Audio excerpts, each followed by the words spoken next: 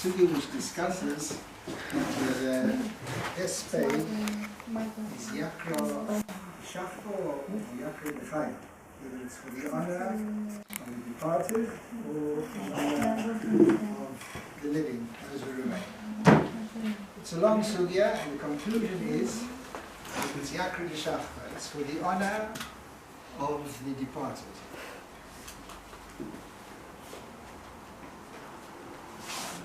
We find in Tanakh a Maisa of a family which came in the time of David HaMelech, Vayehi Ra'av B'yemei David. And the Gemara says that this Ra'av, the Pasuk says, was Al Shaul Shelo Nispad Kehalacha. That Shaul HaMelech was not eulogized as he should have been. One of the Meforshim asked in the Gemara, why does it say that he was not eulogized as he should have been? Where the Pasuk says, Vayispedu, Vayivku, they eulogized and they cried, and Shaul and Yahweh. And an interesting answer, he says, is that it says Vayispedu and then Vayivku. The halacha is that really the bechi, the crying, comes before the hesped. It says Gimel lebechi, Veshiva lehesped. What was lacking in the hesped on Shaul was that it required a hesped first before the bechi. In other words, they weren't going to cry the way they should really have cried. And therefore you needed to have first a hesped to talk about him, the praises of his greatness, and then the bechi would come. A similar thing we find in the Pasuk, Avraham Avinu. In Parsha coming up soon, Vayoba Avraham, Lispoid l'Sora v'livkoiso. Why to give a hesped first and then only the bechi? Rabbi Yaakov Kamenetsky, I think his first stellar that he got when he came to America from Europe was in a town called Seattle. Seattle wasn't such a Yiddish, there's no Borough Park or Williamsburg. And soon after he came, there was a levaya for an old lady who'd come from Europe.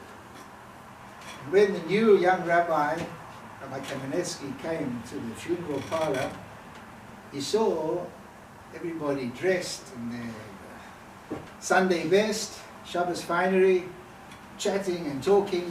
It looked like a simcha was going on, a festive atmosphere in the air. It hurt him and disturbed him very much. He got up and he said this question: why does it say that Abraham came, Lispod l'Sara v'livkoiso? Because the people wouldn't really realize who Sarah Imenu was without first the hesped, and then the bechi would come afterwards. Said Rabbi Yaakov Kamenetsky, the people here in Seattle didn't appreciate what a woman from Europe was. A woman from the old times, from the Haim. He first has to speak about the woman, and then they'll appreciate what's the crying that has to be, the remorse, the sorrow that has to be in a case when such a person passes on.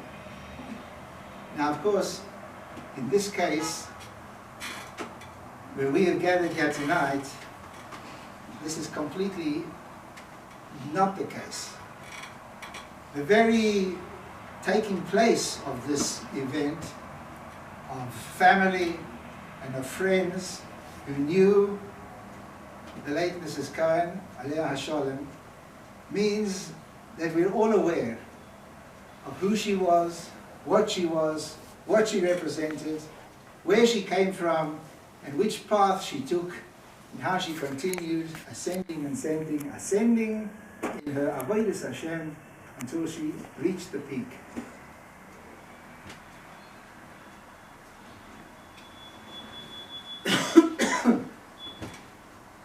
The Gemara says that the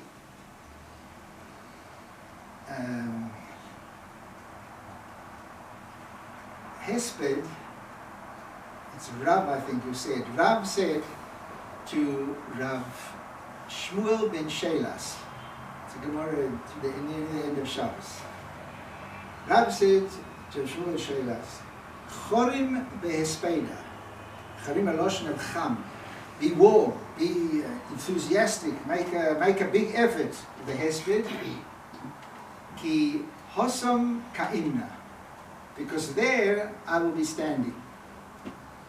Simple pshat sounds very strange, but he said, speak well, make a good hesped, because I'm going to be there listening on himself. There's an amazing pshat in one of the Pirushim, Eitz Yosef in the Ein Yankov, who says that what did he mean, give a good hesped, because Hosan Ka'imna, because there I'm standing. When a person leaves this world and he comes to the Olam Haba, his avoida, his ascending, his male, his going up, stops. He's done. He can't do mitzvahs anymore. Hosam Ke'imna, there I will be standing. The only way I will continue to go up and advance is if those who are left behind have been influenced, have been affected by what I did in my lifetime. Therefore, Chamim behespeda, increase in the hesped, talk about it, talk about what I did, what my Talmidim did, what they saw in me, because Hosam Ka'imna, there I'm standing, there I can't go any, I can't climb any further without your help. And that, I think, is exactly what's happening here tonight. With friends and family getting together to talk about, to discuss the legacy that was left for us, those of us who were influenced, those of us who had the schus to meet with an Uvedes Hashem, like Sheindel Cohen, Aleh HaSholem, have an obligation to continue with the hashpah that she had on us for her benefit, because Hosam Ke'imna there, now she's standing and now she needs us. I want to just tell you, I mean, I'm sure you've got much more to say than I've got to say about her. I just want to tell you the last message that I got from her. It was just a few months ago. It was the occasion of the chasana of our grandson. And there we were in the hall in Bnei Brak. I was getting a little bit, I have to confess, more pictures and more pictures and more pictures and more pictures, and schlepped on and on and on and on and on. I looked around, and there I saw Mrs. Cohen sitting in her wheelchair. So I decided to go over to say Mazel Tov. I went over to say Mazel Tov. I hadn't seen her for some time. I was quite shocked to see what she looked like. I said Mazel Tov. She smiled. I said, Rabbi Budlinger, you are a millionaire. Now those were the last words I heard from her. Rabbi Budlinger, you are a millionaire. Of course, the photographer didn't bother me anymore. And I started to think that what the Rebbeinu Shalom has given me, to be a bechasner of a grandson, children, grandchildren, Shomrei Torah mitzvahs, Talmidei Chachomim, good health. Rabbi Budlinger, you are a millionaire. The problem is, we don't realize that not just Rabbi Budlinger is a millionaire, but you, and you, and you, and you are all millionaires. And Sheindel Cohen realized it. In the suffering that she had, what she had to go through, it was still a smile, and still helping Rabbi suddenly you are a millionaire. I don't think I'll ever forget those words.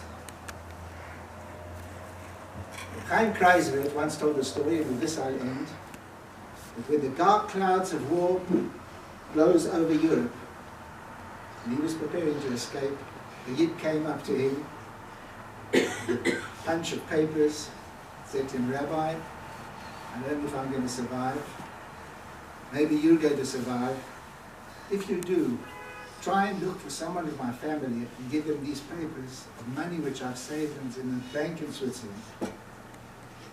Rav Kreisler survived, that man did not.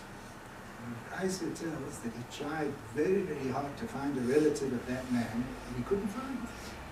25 years later, he was traveling in the underground in a city in America, and a man came into where he was sitting, and you could see one look at him, that he was down and out. And Ani Sheva Aniyim told him to sit down, and I tried to encourage him, and then he was mamish out and out and out.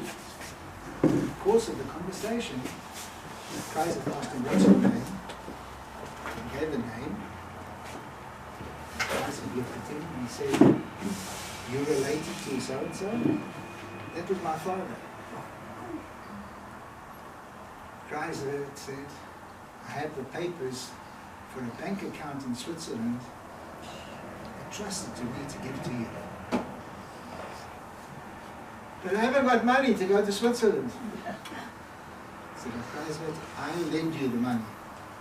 And this man, down and out, borrowed the money from the Kreisler and went to Switzerland to collect $750,000. $750,000. In the 1940s was quite a thing. He was a millionaire and he didn't realize it. We are all millionaires and we don't realize it. Shlomo Cohen left us with that message. Be appreciative. Get up with a moed ani every day, that I can walk, that I can talk. May a memory be a bracha to all the family, to all the friends, and to everyone who she was mashpil.